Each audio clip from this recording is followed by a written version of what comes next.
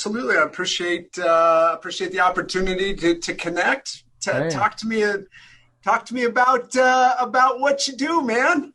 Well, by the way, we're recording this, and everybody, this is the Legacy Show. It's a pre-show. I'm recording this for my post or past IBM TV network that we just changed to POD TV, 24 hours TV, and we have about 20 different shows on there.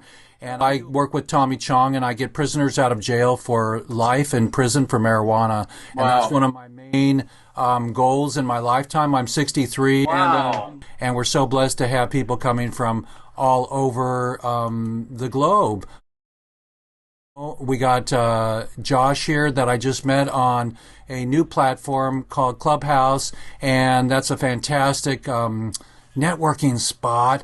And I'm like the robot in Short Circuit, and he was reading the dictionary like this. He was a robot in this lady's house when he came over to the farm, and he was going, "Feed me, need more information, input, I need more input." And he became human, and it was just so cool. And that's what I'm doing now with Clubhouse and learning NFT space and wanting to monetize my own art. And I'm a black and white photographer, and I published my first book this year, self-published, and it's just it's an honor to do what I do. Tell us a little bit about yourself, what you're excited about. Give some anecdotes to boredom and keeping busy and health. Yeah, well, let me tell you something. My story is that I was an athlete growing up. Went to school on scholarship. My entire life was revolved around playing professional baseball. And long story short, suffered a rather near career-ending injury. I rehabbed, had a great last season playing college ball, but the reality was at that point in time, despite the fact I put incredible numbers up in that season, I was used goods at that point. And I went through a tough time, man. I went through a tough time because my passion and my purpose was stripped away from me. Didn't know what I was going to do. So I did what everybody said to do, which was just, finish school and get that good job and provide for your family. But the reality was I was living a life of sort of quiet desperation. I didn't have any purpose, passion. Fast forward, I had been able to develop some relationships with some incredible mentors, and that really mentors in sports, in business. Okay. So yeah, I live here in the Silicon Valley in California, and is that Highway 18? Highway 101 and then 280 are kind of the two highways that run north. What's that south? Little one that goes to Santa Cruz? That little one. Highway 17. 17. Okay. Yes. Yeah. My family used to live there. So. Okay. Very good. Yeah. Actually, it's right down the street from my office here. In Ben Lomond. My family used to live in Ben Lomond. Yeah. It's a beautiful area up there. Yeah. They've been hit pretty hard with some fires. Yeah. Tragedy. Tragic. Yeah. And hopefully we can get this thing figured out in those areas because, California and sort of the West Coast has just been ravaged by that. Well, how do we seed the clouds and make rain? I mean, for God's sakes, the Elon's going to Mars. Why don't we learn how to seed the clouds? The Native Americans have been doing rain dances forever, and they couldn't make it rain. Right. What's interesting is I heard a varying perspective on that said, and I've got really no opinion because I'm just not educated enough on it, but they said, just because it rains more, what that can also do is create more vegetation. More brush. Which ends up being more fuel to the fire during the summer. Well, in Cali, they're supposed to, because my sister lives down in Montecito, and that's where they had the fires and then the mudslides. They're supposed to plant ice plant. That ice plant is wet. It's Right. juicy. It Right. grows like a weed, like Yes. marijuana. But I mean, that's the ice plant is one of the saviors of I think Cali, and nobody's really getting it or going after that angle. Yeah. It certainly is very popular on the coastal areas. Right. No doubt about Right, it. it likes to be cold. Well, tell us more about your introduction and what took you from sports to being an entrepreneur. Yeah, so I actually transitioned out of my baseball career. I started coaching Division I college baseball, and I just was ready for a change. And interestingly enough, I got into the golf business for 10 years, where I ran very high-end private country clubs here in the area. I tell people all the time I serviced some of the most influential people in our world that were members of mine, simply because of the proximity being in the Silicon Valley, and in that environment, they were naturally members of a club like that. And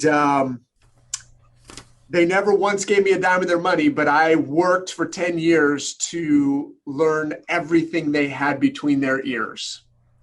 And what I used, I mean, you wanted to be like Mikey. that's right, that's right.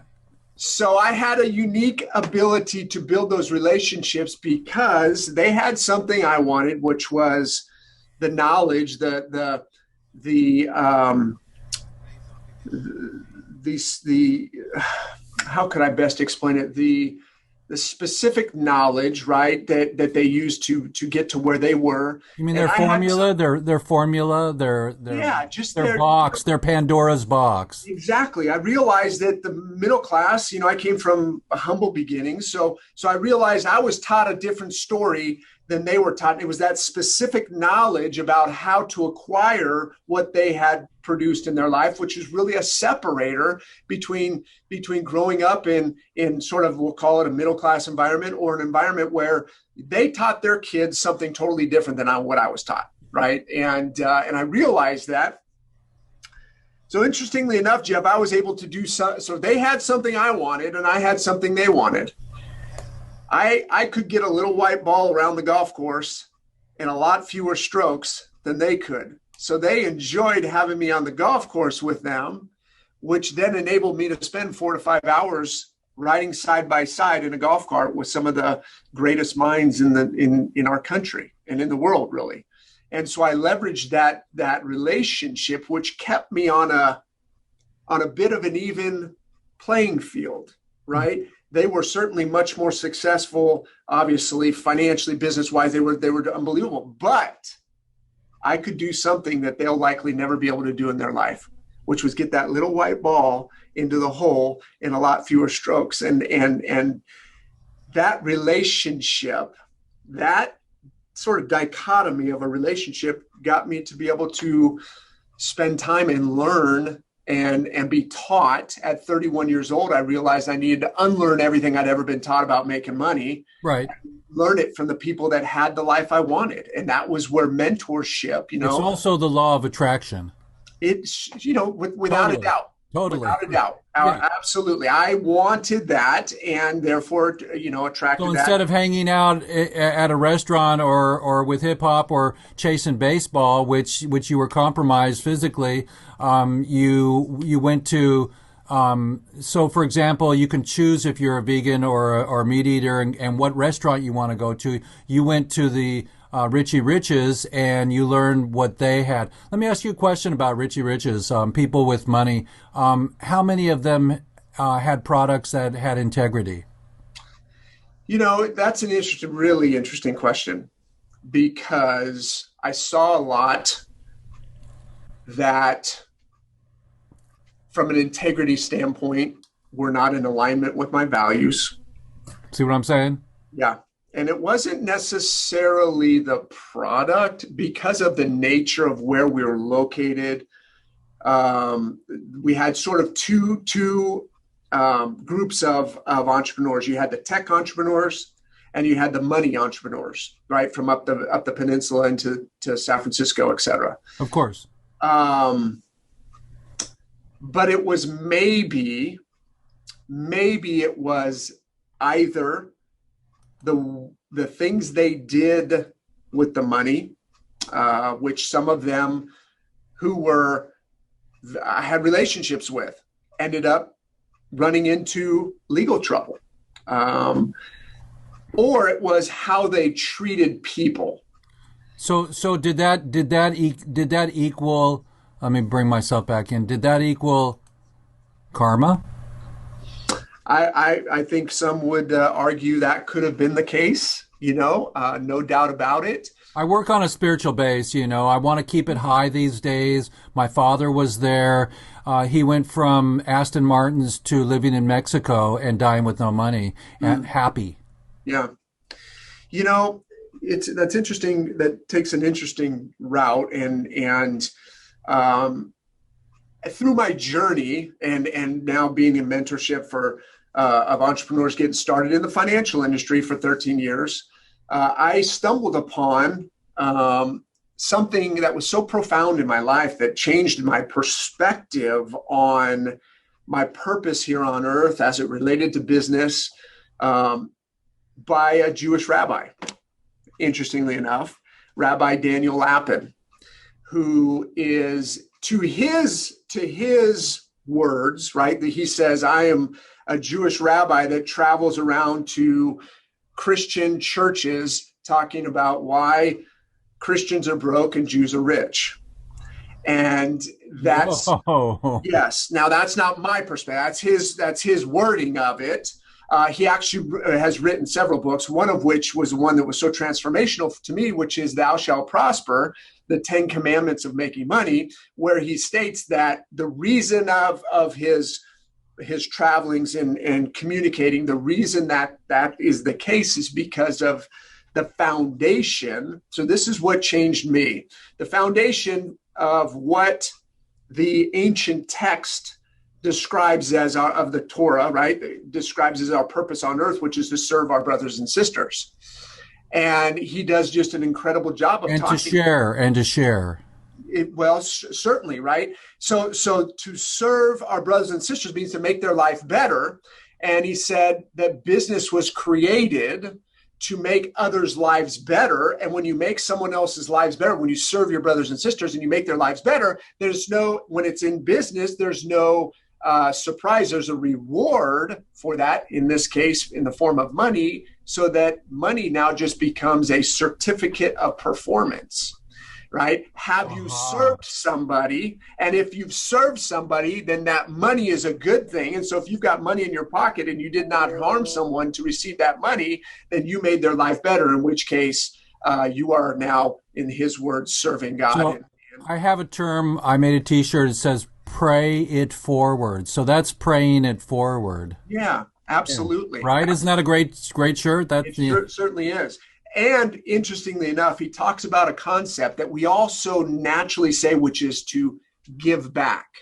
And he says, you'll never hear me ever say give back, because that in turn represents the fact that I took from somebody and now I must give back. Right. And I didn't take from them. I provided a service that made their life better. Therefore, I earned that money. And so that simple shift to go from giving back to making a contribution. I'm making a contribution, or I'm giving, but I'm not giving back, because that tells me subconsciously that I took from someone and harms people's money DNA, essentially. So I'm a wordsmith. When did you actually enable this this paradigm or this model from 0 to 60K or 60 million? When did you what was the timeline, to give us a little bit of 101 for people out there that want to start to follow the rabbi? Yeah, I think that I'm a self-development fanatic, right? I believe that our life success, whatever that is, for whatever is defined by you, our success in life will only grow to the level that we do. It will never outgrow the level that we do.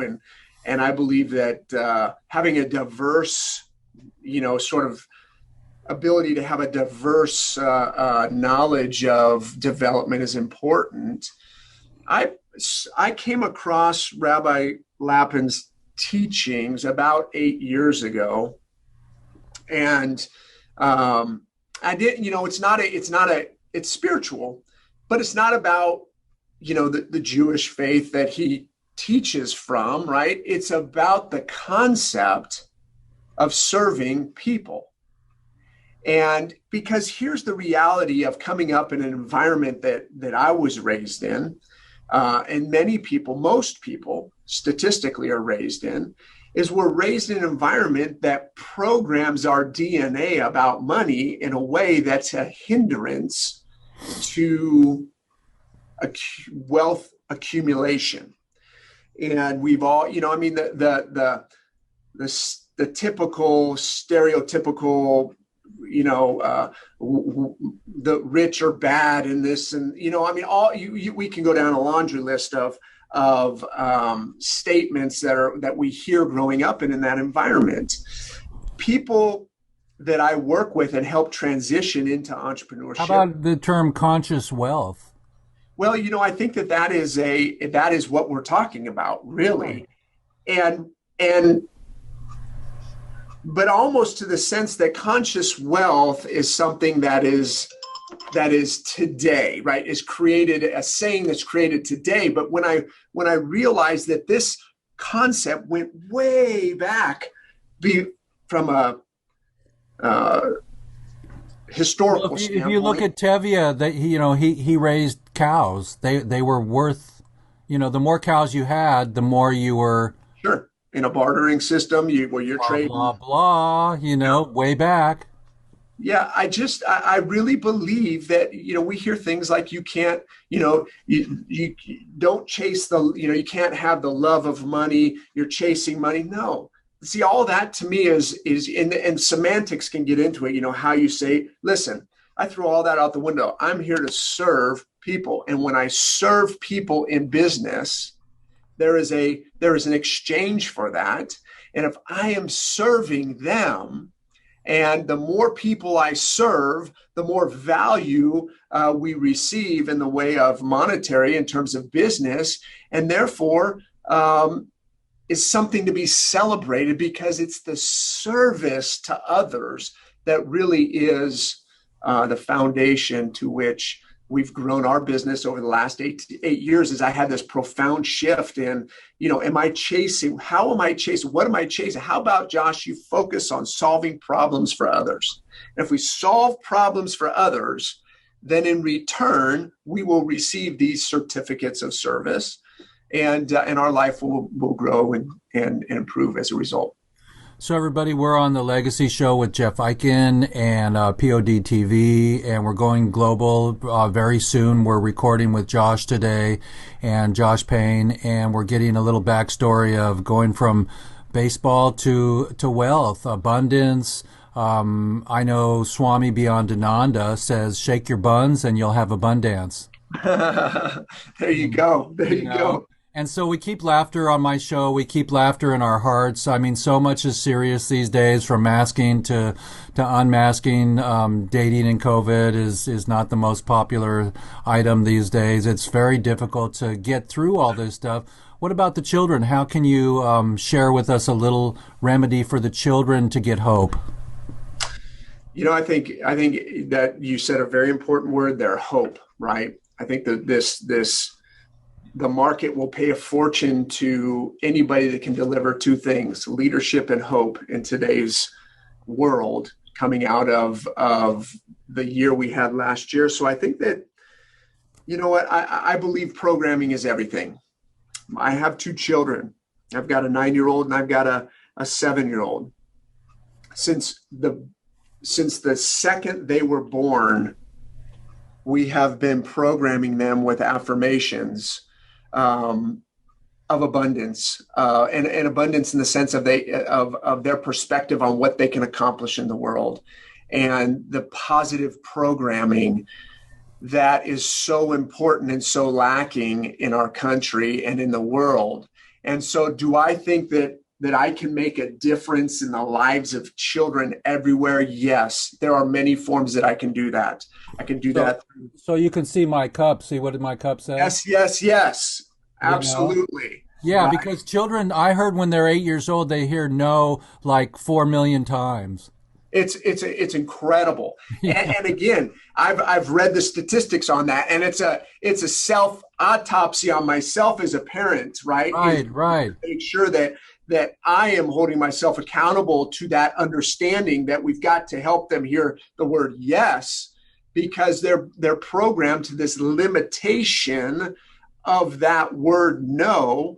And I want to help them have the abundance mindset of yes, you Right. We're creating the children by, I heard that they stop, that their imprint is at 8, okay? And so you got till 8 years old to give them all those yeses so they can also grow up and give their kids yeses.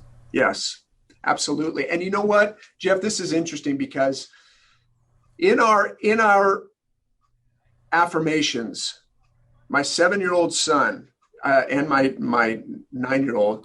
Can we give them names? Yes, Joshua. We call him JP2 because Hi, he's. JP2. I was the last. I was the last of the males in the family. JP2, so, this is Jeffy Fresh, Uncle Jeff, and I'm a great uncle as of December, and so God bless River, right. And welcome aboard. And so JP2 and Kira. Hello, yeah. Kira. This is Jeff Eichen, Jeffy Fresh when I'm a DJ. So it's Uncle Jeff to you, and blessings. I'm so glad I'm in your house. Thank you. We had a talk about law of attraction. 3 of the affirmations I've said since the second he came out of the womb were, I'm a leader, I'm a role model, I'm an example, right? And I'm a great example. He got a progress report from his teacher. And I go through the progress report, but in the comments at the end, it was just like this reminder from universe, God, whatever is the leading force. The teacher said, Josh is a role model for the community, an incredible example for his classmates, and a leader in our school. He's in first grade. So the first 3 affirmations he's heard since he was an infant, the teacher writes in the notes and verbatim all 3 of them. You didn't feed them to her? Absolutely not. I read that and I go, wow, is that just a reminder? Congratulations on that one. Yeah, pretty amazing. So anyways, there's a lot that I have to improve at every day. But those little reminders along the way are what remind us, you know what, you might be doing a pretty good job. Well, we're so blessed to have Josh on our show today. I'm going to let you get back to your day. And any final words for entrepreneurs seeking hope and from 0 to 60K in 60 seconds? Tell us a little bit about it. I mean, I can tell you that my papa gave it all up, and we all have our first teachers. Our first relationship with a female is our mom, and our dads throw us the ball, out and tell us, how not to get beat up.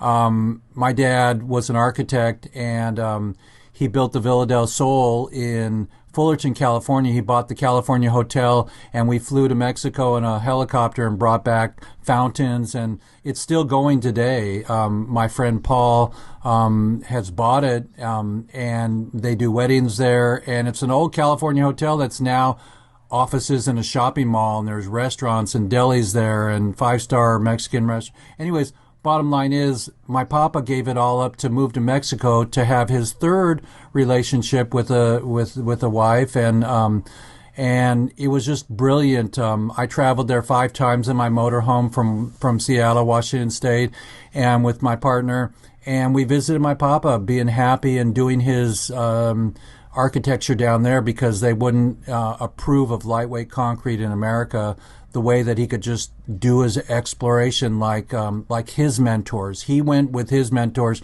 Buckminster Fuller. Mm. Wow. So if we leave everybody alone and we share a little bit of knowledge like Josh is giving us today, about how to be successful and not to be I can't play baseball because my ankle it never will be good again. He filled it in with meeting other people and studying the spirit of entrepreneurship. Final words. Dream big. Dream big. Everything in life that's worth accomplishing starts with a dream. And dreams are free. And if dreams are free, you might as well dream big. That would be my final. Well, I'm proud to have you on today, everybody. This is the Legacy Show on POD TV. Jeff Eichen and Josh Payne. We'll have more people coming in here and there. It's a wonderful space. How are you navigating and minimizing the suck-in on Clubhouse? Yeah, I think that's what everybody's trying to figure out. I'm going to get 5 people today and then move on with my day.